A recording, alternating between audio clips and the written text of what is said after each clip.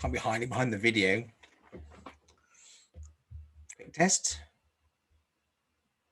Screen share.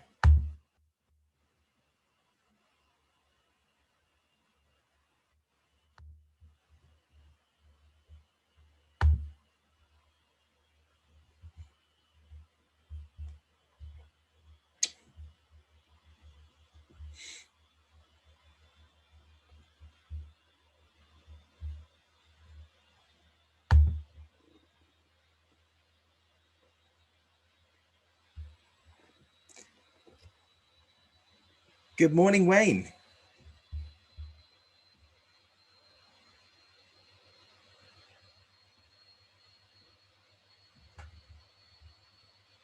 Good morning, Wayne.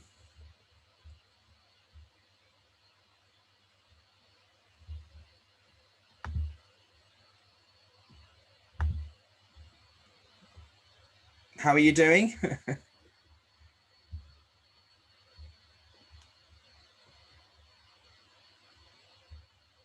Actually, more I need.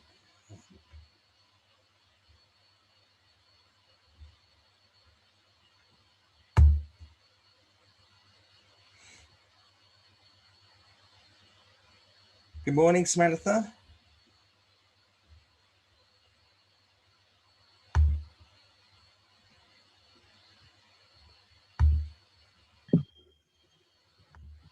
Good morning. Hello. Good morning, Samantha. Oh, hi. How are you doing? Good, thank you. Yeah. Thank you for joining us this morning. Yeah, I thought it'd be interesting. I don't know a lot about website engagement at all, so. We're on this topic. My name is Nick Griffith. So let me start today. I just thought I'd do some quick welcomes. We've got some guests on the call today, and it's the first time meeting you, Samantha. So welcome to Lead Generation Roundtable. This is very much an organic session, so it's about asking questions. If something I'm saying doesn't make sense, ask. Okay, you know, that's one of the features of this. This is not a presentation. This is sharing knowledge, and if you're stuck on things, you raising those questions. So it's about the interactivity here. So if you come away with all your questions answered, then that's a very good start to the day. Yeah.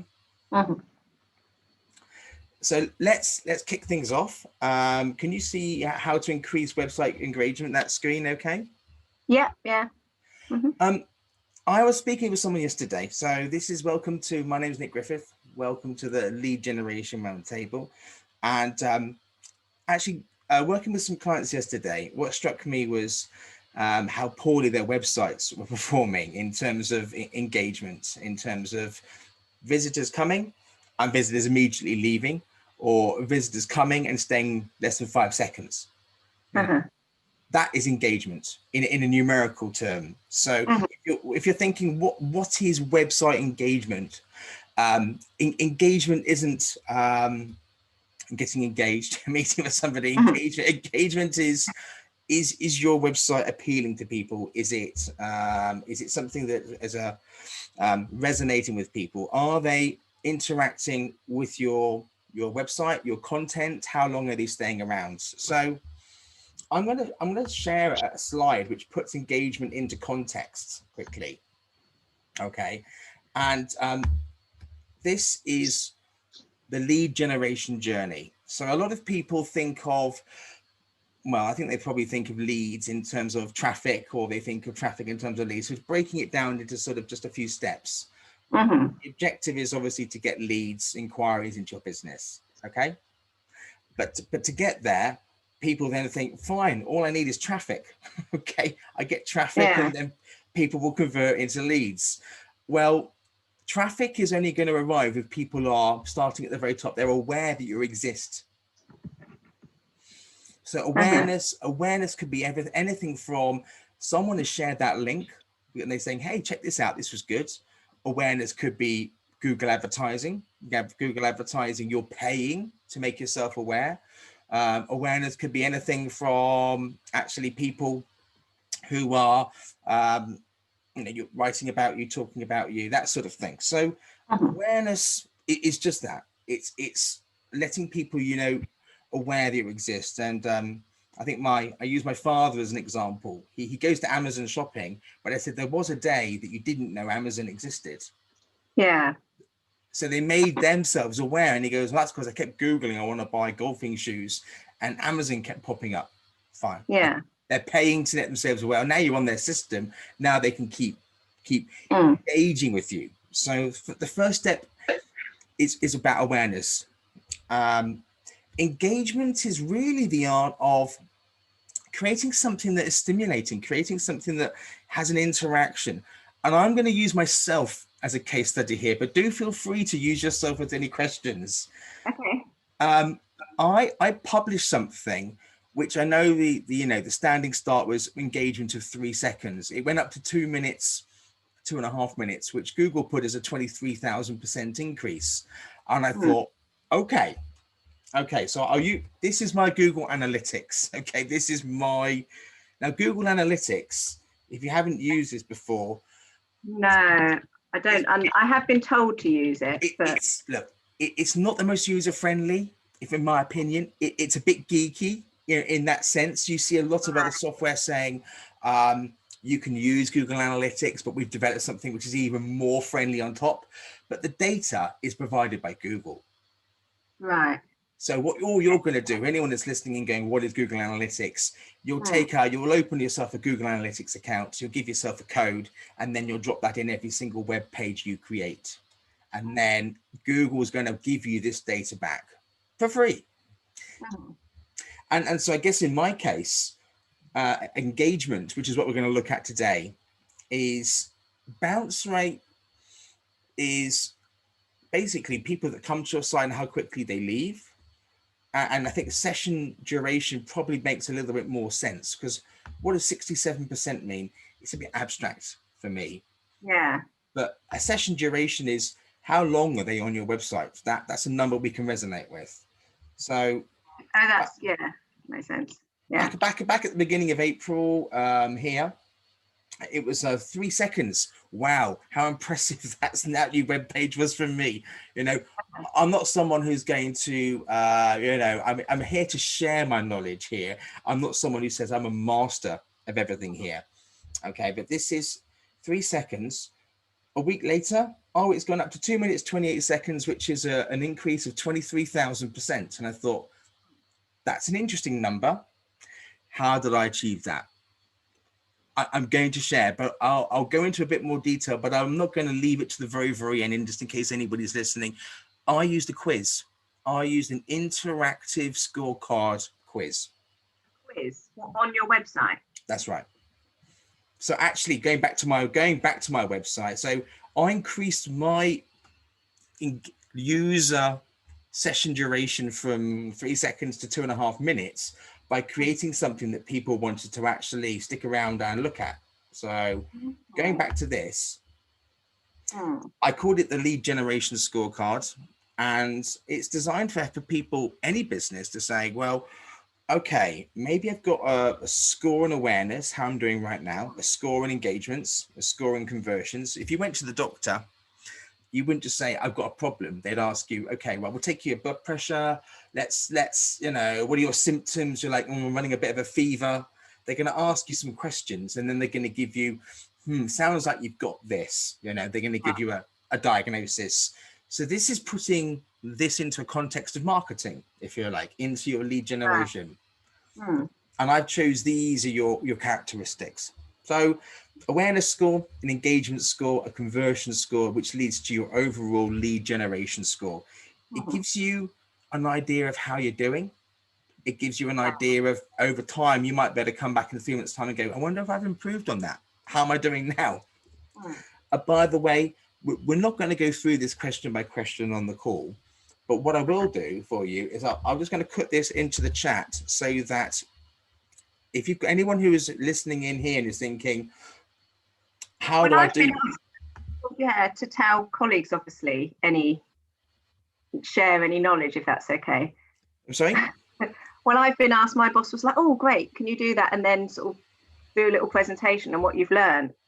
Oh, no pressure. It feels, a bit like stealing your ideas, basically, and then sort of saying. well, you know what? Steal away. right, please do feel free. You know, it's like Yeah. what the most shared piece of content on the internet was by blog. I think it was by a blog. Was a bit of fun. It was, what kind of animal are you? You know, it was a personality Yeah. test. All right. And I don't have the score, the actual quiz live now itself. You could probably look, what kind of animal am I? I've seen Yeah. some interesting, which was which is your primary love language. Okay. And I thought, what is my primary love language? Yeah. It turns out one of mine is like, I want quality time. Okay. Someone else might want actually, I really, really, really like to hear it. I really like to hear the Yeah. words. Uh-huh. And what they're doing is they're just asking you a maximum of 15 to 20 questions, Yeah. which is put into an algorithm, Uh-huh. which sounds complicated, but originally, if you've written a book on the topic, or if it's in your area or your niche, you can quite quickly repurpose, take a book that you've written or a piece of That is a good knowledge. idea. Because I work for social services and run the sort of local offer website. So you can imagine how clueless we are generally. I don't do yourselves a disservice. But, you know, like even the idea of having a quiz, I thought they'll love that. I'll be like the star of, you know, Well, you know what? content. I work with an organization that is a sort of charity hub, and he actually runs with a number of NGOs as well. And to sell the idea to others, he went in talking about a quiz, and that concept for the people he was talking to, it gave me the idea of bingo halls, and some people had the wrong idea of what is a quiz. And then I said to him, use the word engagement. How do I engage better Yeah. with my audience? So if you were thinking to your colleagues, what are the benefits of a quiz? I'm going to put that up now. So I've just put the link to my quiz in the chat. Okay. Oh, hold on. Does the chat vanish? Right. Okay. Yeah. Got it. Okay. Yeah. Got it. Yeah. And you'll get a recording of this, and it'll be in the email anyway, just in case you think, oh, where did that chat go? So don't worry, anyone that's listening in on this, it'll be in the YouTube link, and it'll be in the comment section. Now I've lost you on here.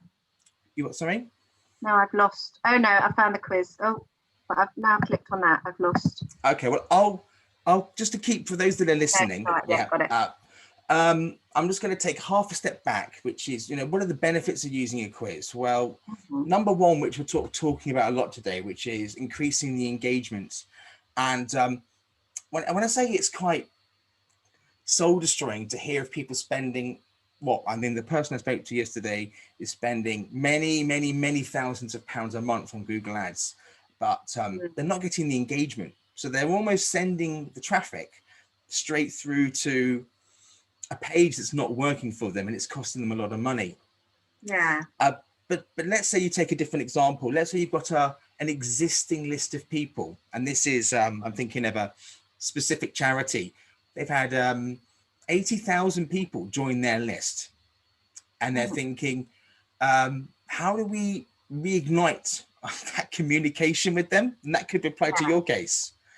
And I said, well, maybe you start asking them. You generate a quiz, which is or a quiz scorecard. They are variations on a theme. Okay. Yeah. But you might use to engage with them, find out some information. In his case, post COVID, or as we emerge from this new world, a survey is just question and answer. Okay. If you're saying to people, what do you want to now? What kind of events do you want to come to? How safe do you feel? That's just asking people to kind of rate themselves and rank themselves. A quiz is a little bit more, you're giving them something which is an immediate result. And I think a good example of that in his charity space is they're taking a very small percentage of the donation as an operating cost. Whereas some of the bigger charities take a larger slice of the percentage. So you might have how well do you know charities? And Yeah. it's a test. Mm. So Yeah. it's actually those that are taking it, they've got something to get out of it. They're testing their knowledge, and people look. Everybody loves a quiz or a test where they're winning, don't they? Yeah. No, that is, yeah, not something I would have thought of at all. Because, like I say, we're really struggling. I think social services are redesigning the whole website as well. Okay. The plan, because I sort of run like just the website for the special needs department, but they've employed people that, the IT team. But I'm thinking, well, if I'm no more than them, that's a bit worrying, you know.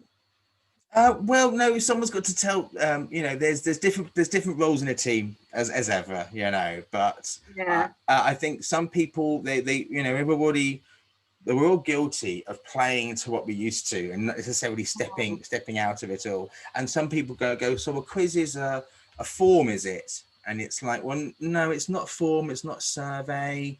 Um, we've all done things in the middle of the day which are kind of like, it's just a distraction from like a boring, monotonous routine of a day, and actually a self-assessment quiz or something where it's a bit of engagement, a bit of fun. All of these things, the benefits of it, I put on the page here, but just to kind of, for me, it might be something I'm familiar with.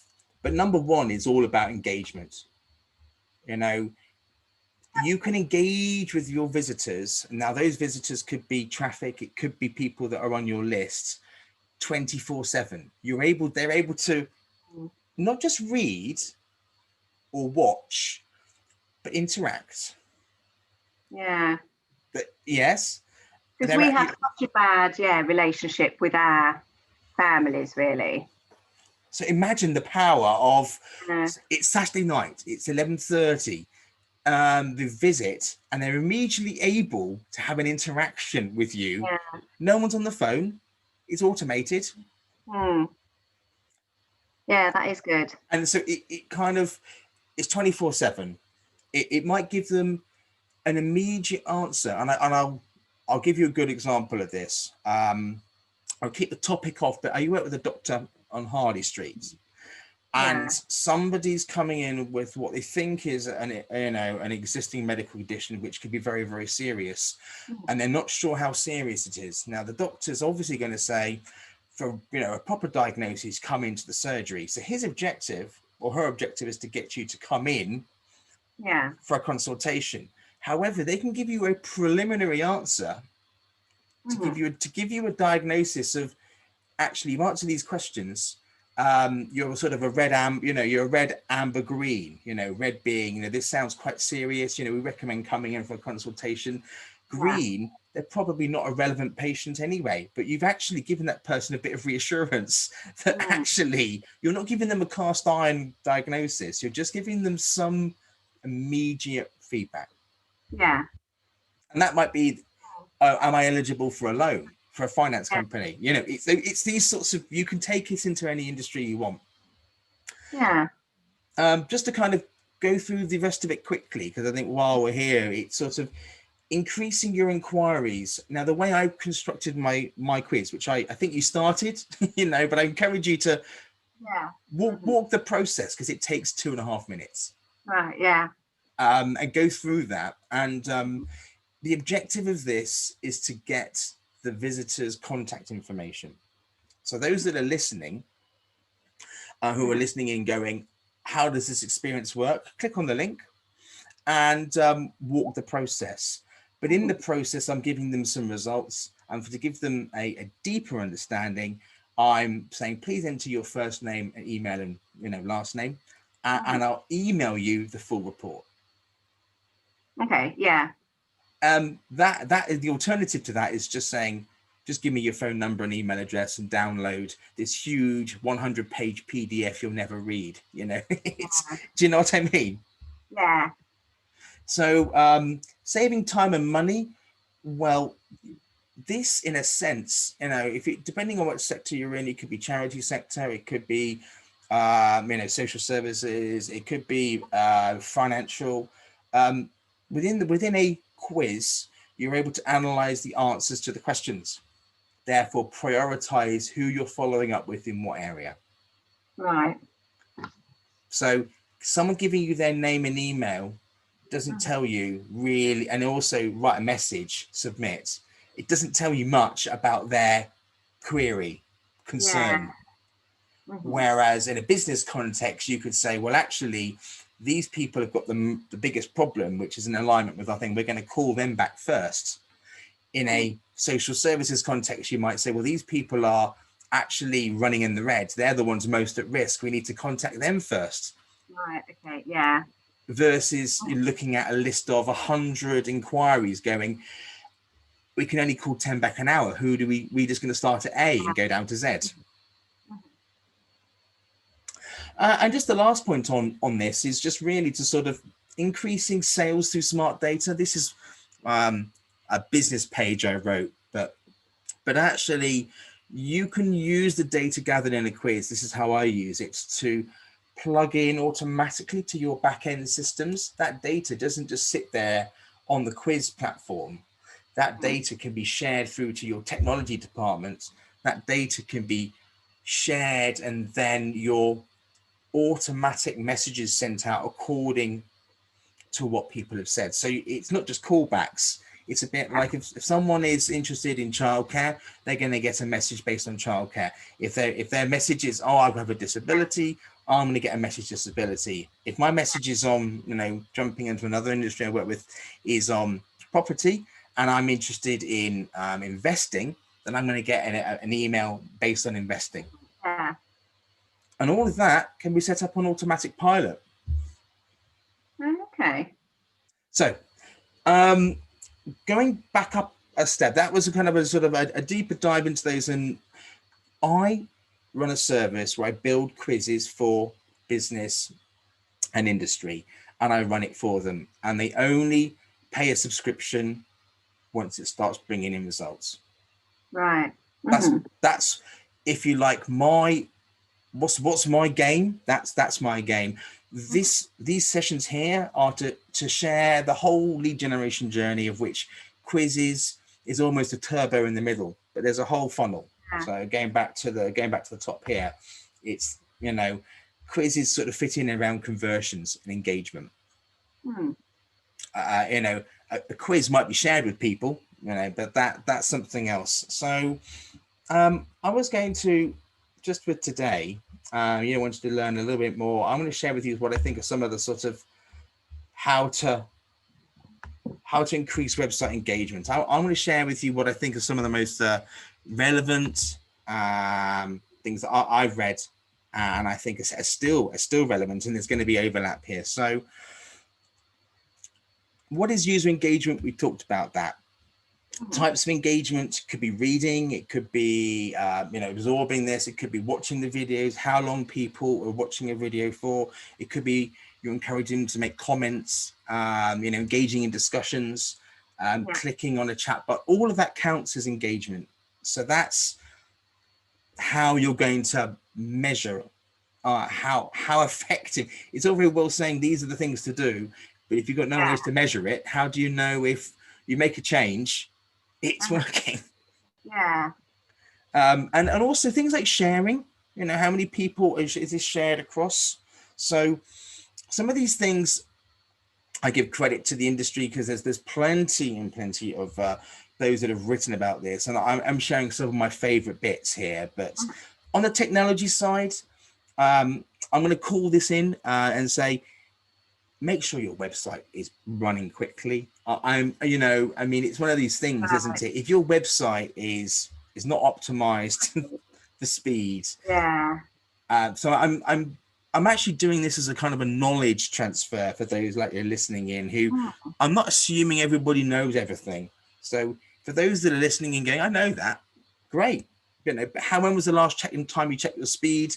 And Google Analytics offers tools to help you optimize your speed. So that's a good tool to go to and check in. So make sure your site is optimized for speed. Right. And in terms of engagement, I've made this mistake. Don't put too much on the page. Right. Okay. It's like, no, we need to put everything on the page. Right? I mean, everything needs to be on the homepage. Well, you'll overwhelm something. It's a bit like, where do I start? Yeah. So I think it's almost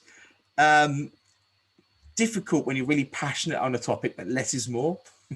Right. Yeah, that is. Yeah, I mean, that's one we get a lot of feedback about how user friendly our website is. And especially because people are quite often going there when they're like sort of a bit emotional anyway.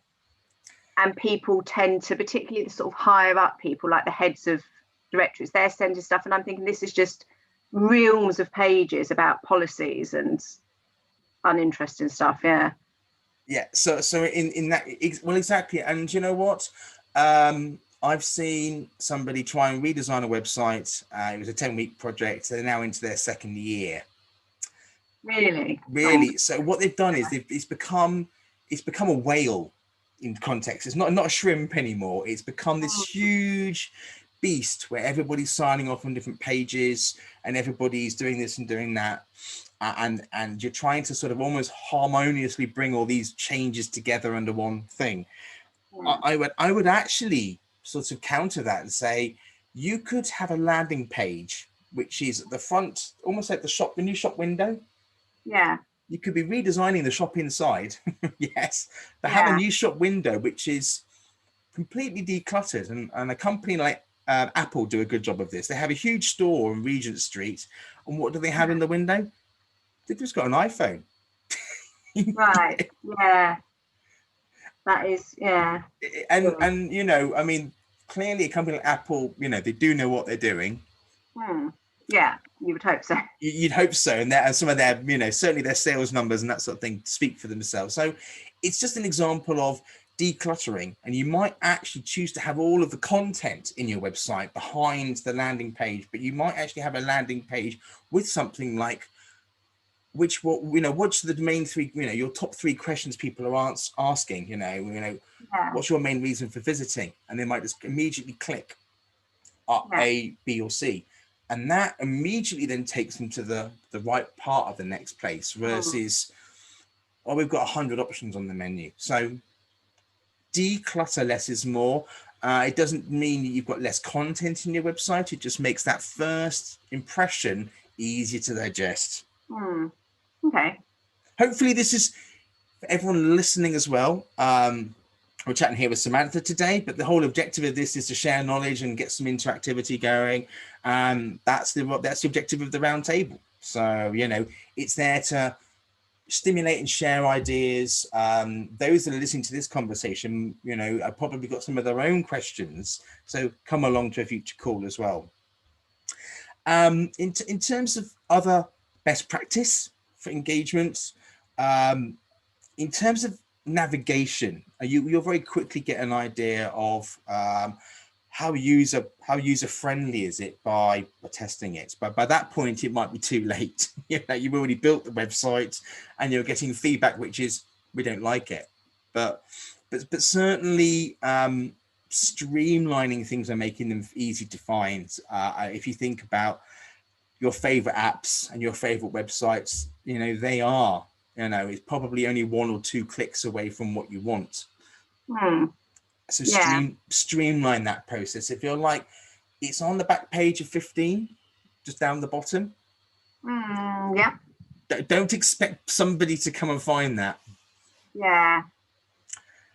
So again, engagement, just in the same way, before the world of computers, how to engage with humans and other people. We engage with the things that are easiest to consume, the most stimulating, the most visually, you know, stimulating, the most stimulating in all of our senses, and to keep our attention. You know, it's got to be meeting what we want. If it's difficult or someone's talking to us in a, you know, a person-to-person things and they're saying the same thing, you know, we'll get bored and walk away. Just in the same way as a website, we'll leave, won't we? Yeah. And I think probably our attention span is even less these days than it was before computers, because your phone could go, the email could go, the text could go.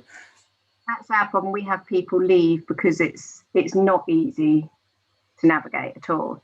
I wish now I'd invited, because I know the sort of head of IT, they're doing a whole new platform. I'm taking notes, so I might have to. I'm sending this recording.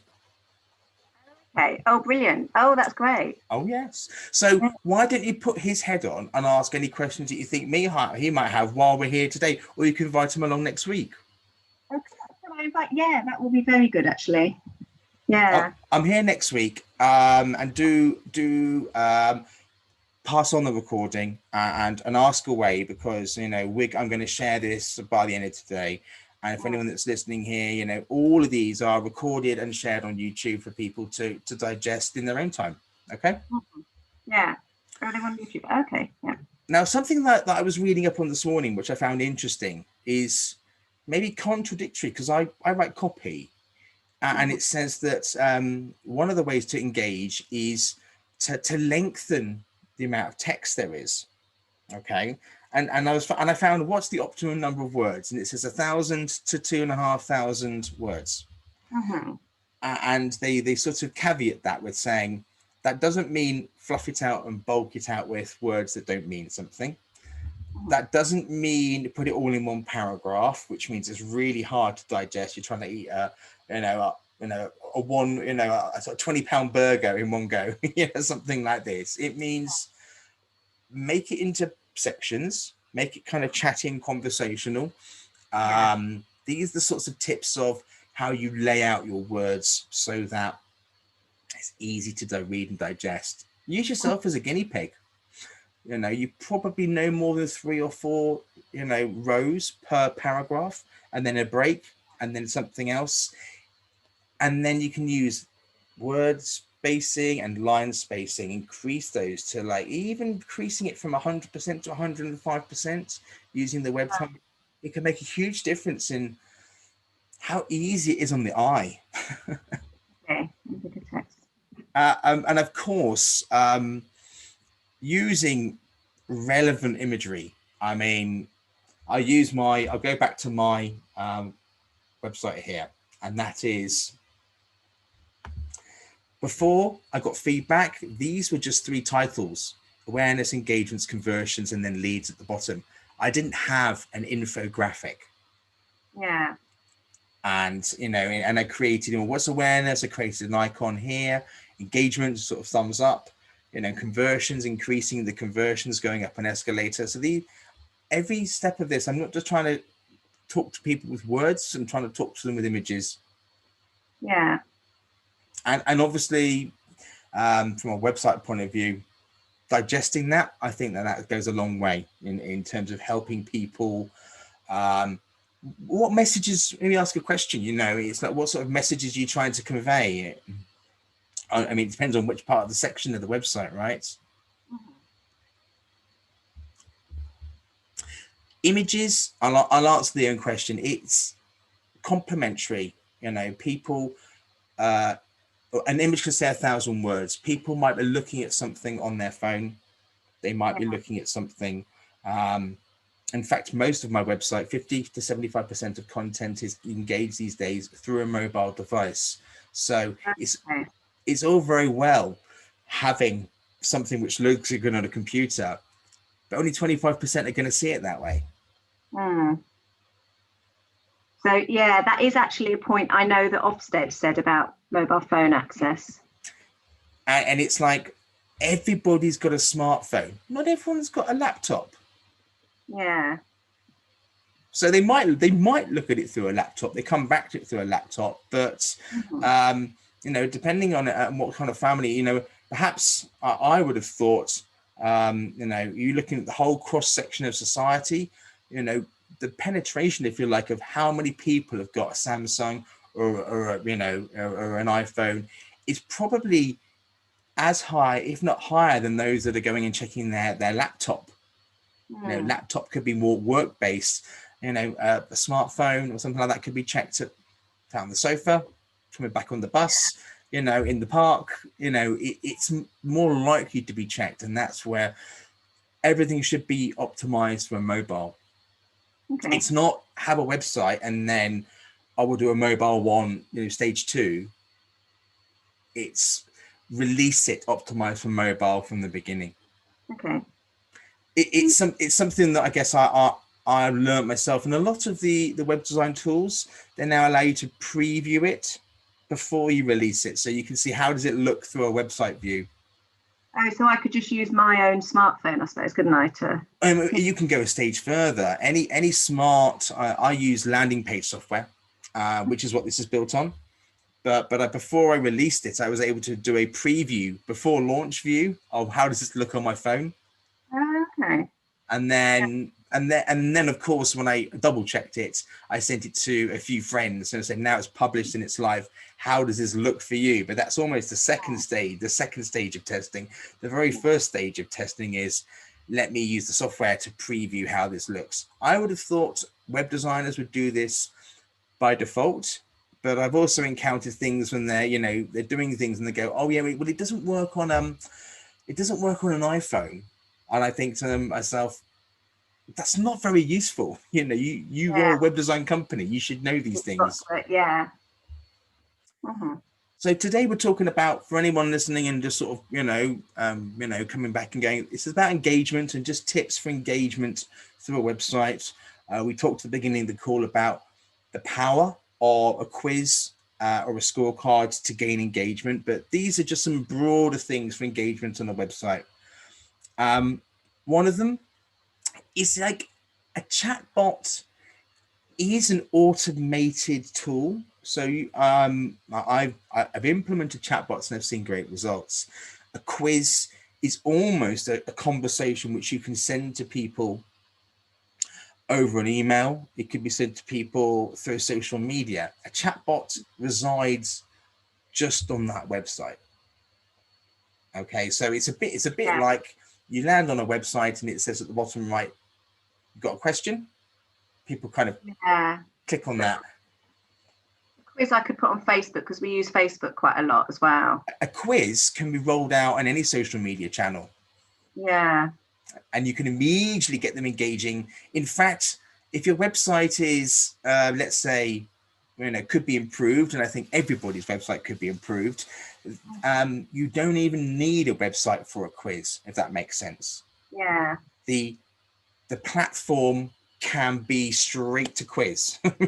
This landing page here is my one-page website, and then I go, okay, find out my score. I'm just going to do this live here. Okay, and you did this last night, didn't you? Okay, we're straight into it. Okay. And so it was one click. Yeah. But you could have that button on Facebook. So if I took it back a step, this button here could appear on Facebook, find out my score. They don't even go to this page. They go, okay, I'm straight into it from Facebook. Off I go. Yeah. Okay. So it kind of just sort of streamlining it out. And a chatbot is variations on a theme. It's a little bit more static because it's on a website, and a chatbot can actually be everything from an automated set of questions and answers. So you're saying to somebody, what's your age, where do you live? But it's not giving them something immediately back, whereas a quiz or something like that can give them some form of diagnosis or something which is immediately available for them. And that's the main difference. And I'm going to say, what else we got here? In terms of building a strategy to optimize engagement, actually, I'm looking at blogs that I've engaged with and read, previously. And, I think one of their primary things is always collect people's information. So that lends itself back to give them something. Yeah. Don't just say join our newsletter. What is the newsletter? That's a classic. Join newsletter. We don't have a newsletter. Our newsletter is fairly. I'm not saying your newsletter is, but someone's newsletter might be. Oh, we send this sort of PDF, once a month, and we don't get much engagement with it. Yeah. Anymore. What we do, yeah. You do? Yeah. You get a lot of engagement. But no, we don't get any engagement. We just say, here's a newsletter, and it gets sent out. Right.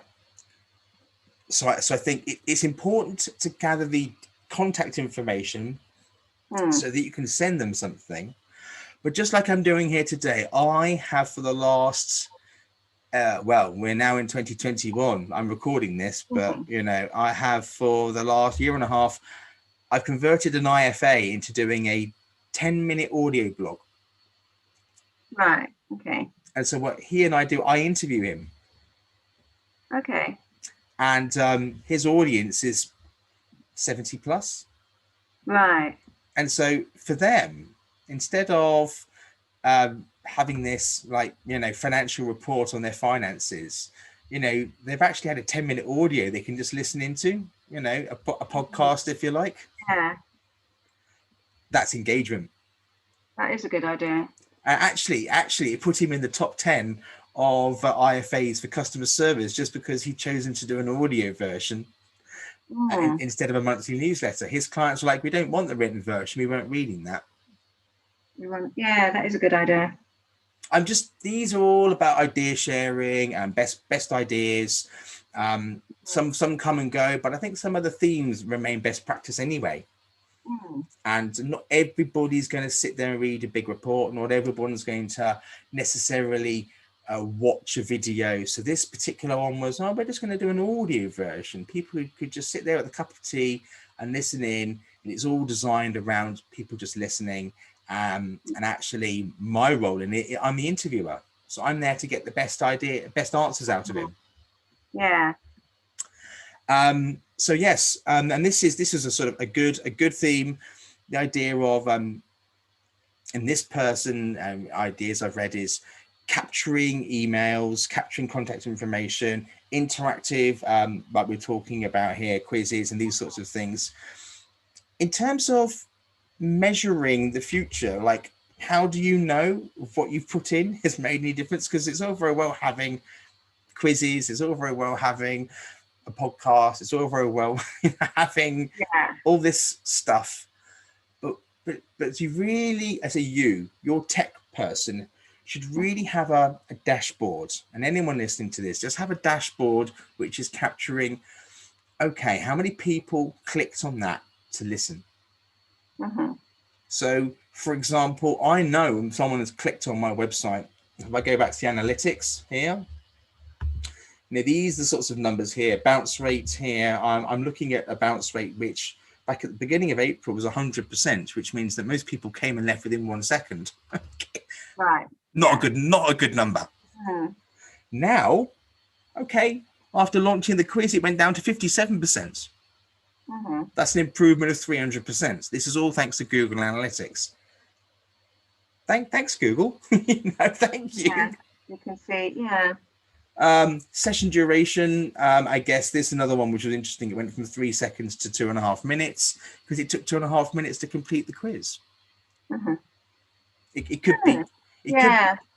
By the way, Google ranks you a lot higher from SEO the longer people stay on the website. Okay. So people talk. Have you ever heard of? Well, search engine optimization is free Google traffic. Right. When somebody is searching for something on Google, the people that appear at the top are paying their ads to pay at the top. Appear at the top. Yeah. The people that appear next in line have appeared there through search engine optimization, and there's no substitute other than, quite honestly, hard graft and creating content that people are engaging with. Yeah. So you can't suddenly become number one by uploading 1,000 pages of content and expect to be number one the next day. Google wants to know, are people enjoying your stuff? Are they hanging around and watching it? And these sorts of numbers and data, like how long they're staying on the website for, is Google's way of saying, you know what? We're not reading your content, but other people are coming and reading your content. Therefore, it must be engaging. It must be interesting. We'll rank you higher because you're more relevant. That's it. That I really, when I say it's as simple as that. Google is, probably one, and Facebook, they have these monster computers with these complex algorithms, but in terms of key metrics, the bounce rate of a website, how long people are spending on the website, how many people come and then return, these are the numbers that they are looking at. And from your side, how many people are coming to your website and then leaving their contact information, or anyone watching that. And by the way, the scary number on that is the average people who convert from a visitor into an inquiry is just 2%. Really? God. So that means you work hard to get 100 visitors to your website, only 2% leave their contact information for you to follow up. Okay. And that was one of the reasons I got into quizzes. So after being in digital marketing myself, my background being filling events for 15, 20 years and learning digital marketing organically, when I saw quizzes and scorecards getting engagement rates and conversion rates of 10%, even 20%, I thought, wow, you can have the same amount of traffic getting to your website, but if 2% are converting before and now 20% are converting, that's 10 times more for the same amount of effort. And really, on that note, leadgenerationscore.com is, I put the link in again. I put the link in. I'm just going to put it in one more time. It's the same website for anyone who's looking for an example to find out more. Then this is the place to go. And anyone who is wondering, hi Samantha.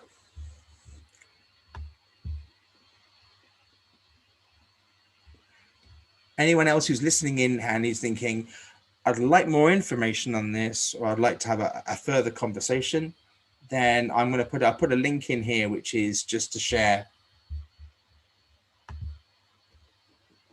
So you can book a one-to-one call with me, 15 minutes maximum.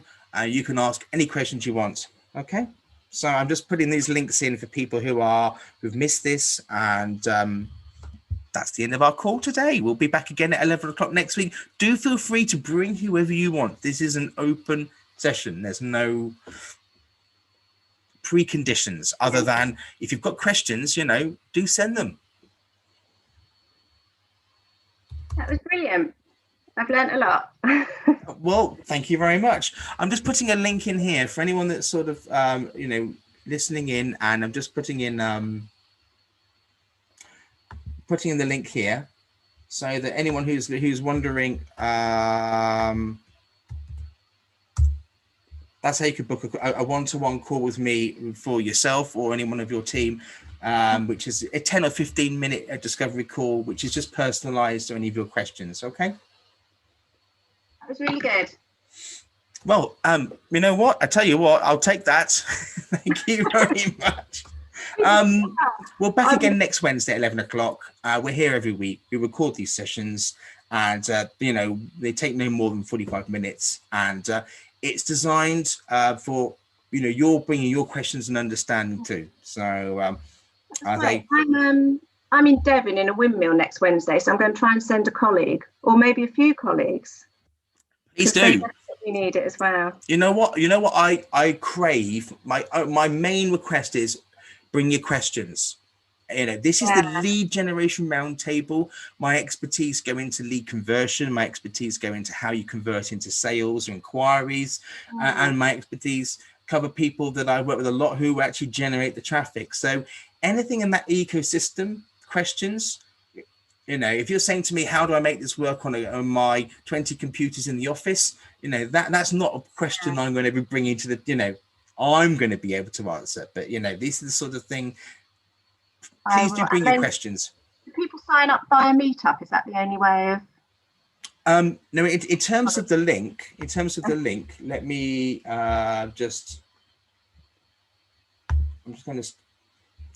let me give you the right links here. Because I know you were asking about the links before, weren't you? Yeah, because I'm just thinking, I found it through Meetup, but I thought because I can't come next week and I want to send people who probably will have more knowledge than me, so hopefully, but I don't know, how to tell them.